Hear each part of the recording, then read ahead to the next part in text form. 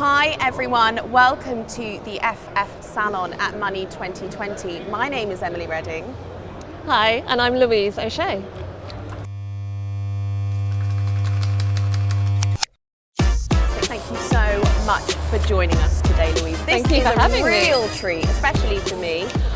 Just a few quick intros. We also have Jose with us as well, who's going to make your hair, it already looks wonderful, but make your hair look absolutely amazing. So we're just going to do a couple of waves, a few curls, just a little zhuzh. Zhuzh is the buzzword for the FF Salon, which is an interesting one. You don't really hear that very often in finance, but here we are.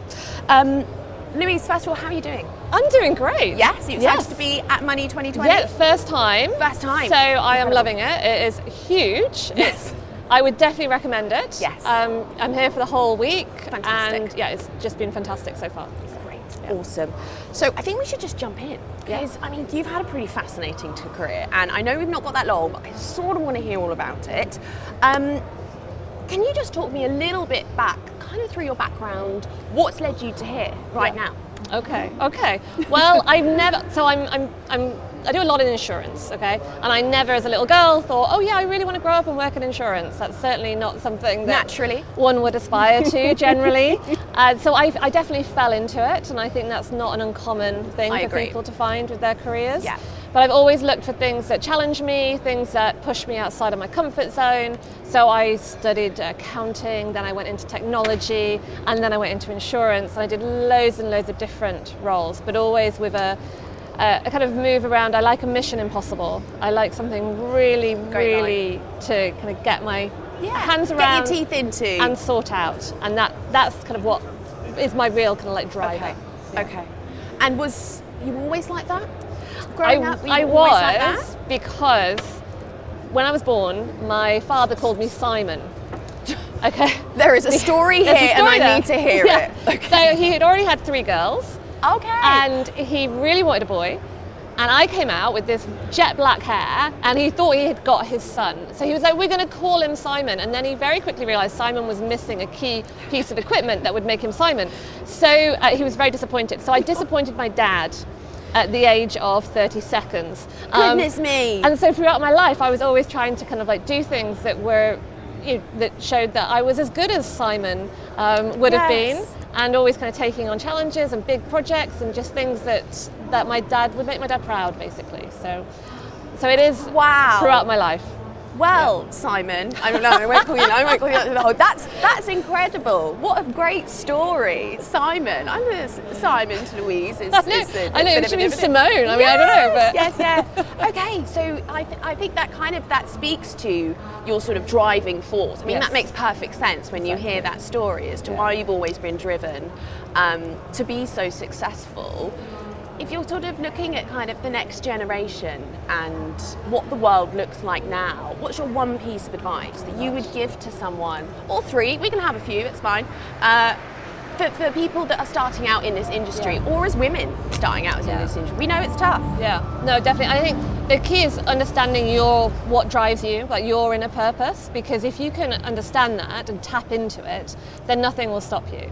But it takes a while to kind of work it out, and also to work it out of the people around you as well. It takes getting to know your team, to really know them. Yeah. And so there's a really good tip that I always use, and it's so simple, but rarely people do it. And sit down as a team and have a stop clock and basically go round, and everybody gets 5 minutes, 5 minutes to tell their life story. And you will learn so much in those 5 minutes. I mean, I've worked with people for years and years and years, and I've done this exercise, and I found something out that I had no idea. And it really helped me to understand them and understand their motivation.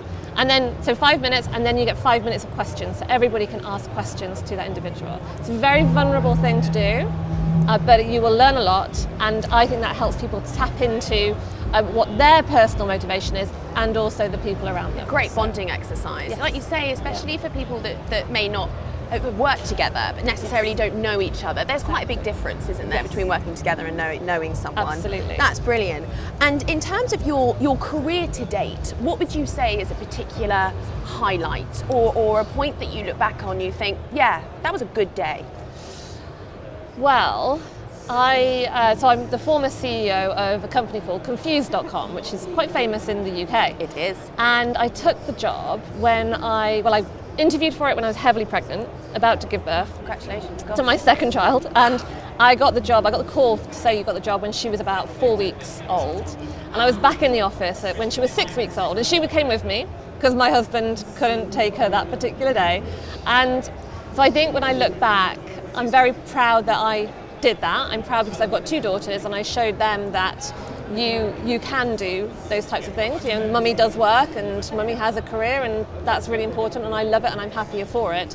But that was a really big moment to say, what do I do? Do I stay at home with my 6-week-old baby, or do we go into the office? Talk about a crossroad. Yeah. And you took the right one. And do you think that that you still get to work, you still get to turn up every day and lead such successful businesses and organisations? Do you think that makes you a better mum for that? That then the time you're at home with your daughters? 100%. It makes me a better mum, and it makes me a better leader being a mum. Being both. So, exactly. So I'm a better mum because I'm happier. I know what makes me happy, and that's working with great companies, working with great people, and making a difference.